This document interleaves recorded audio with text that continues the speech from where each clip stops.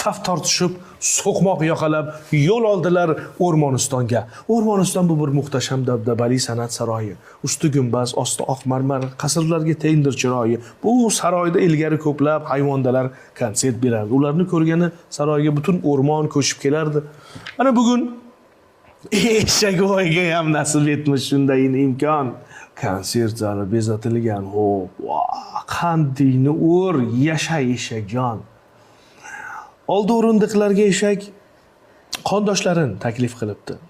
Zalning yarmi po'rim kiyingan uzun quloqlarga to'libdi. Balkon to'la mayda shuydalar, bo'yma-bo'y, safma-saf terilgan. Yo'lbars hukmi bilan maktab va bog'chalardan olib kelingan. Bir mahal parda ko'tarilib, quyon chiqib keldi jonsarak. Sahnada esa xonanda yu sozandadan yo'q edi.